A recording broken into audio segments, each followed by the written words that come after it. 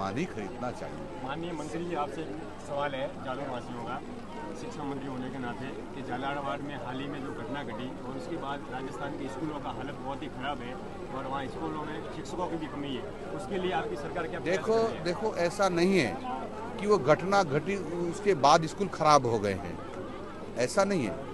ये विद्यालय वर्षों से जर्जर थे, बरसात आई गिर गए। हमको सावधानी बरतना चाहिए था, इस सच बात कर रहे हैं। लेकिन हम इतने सारे स्कूलों को एक साथ नहीं बना सकते। जो सर्वे में आया है वो 1 लाख से ऊपर ज़्यादा स्कूल है, पर ये अतिशयोक्ति जिन्होंने दिया, हम इसलिए जिला कलेक्टर की टीम से दोबारा जांच करा रहे हैं। पर फिर भी बड़ी संख्या है। अब की बार हमने ये कहा है कि जो भी नई बिल्डिंग बनाएंगे उसके ऊपर उसकी उम्र की लास्ट उम्र क्या ही अवधि लिखेंगे। यानी जैसे दवाओं पर लिखा रहता ना, मैन्युफैक्चरिंग डेट, एक्सपायरी डेट, ऐसे भवन पर लिखेंगे ताकि उसकी एक्सपायर तिथि आते ही उस बिल्डिंग को गिरा देंगे।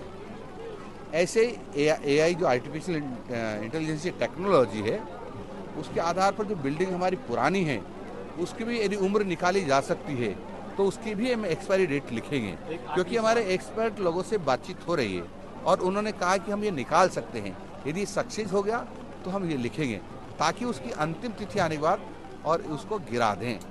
आखिरी सवाल आपसे है कि आज इस बड़े कार्यक्रम, लोकार्पण के कार्यक्रम में स्थानीय नेता और जनप्रतिनिधि की कमी तो आप किस तरह से देखते हैं? कमी हमको खल रही है, लेकिन इसमें उनका दोष नहीं है। हमारी विधानसभा प्रारंभ होने वाली है, उसके पहले प्रवर समिति की मीटिंग है। उस प्रवर समिति में उनको रहना जरूरी है और मेरे से उनकी बातचीत हो गई थी कि हमारी मजबूरी है, तो मैंने कहा कोई बात नहीं, वो काम भी जरूरी है।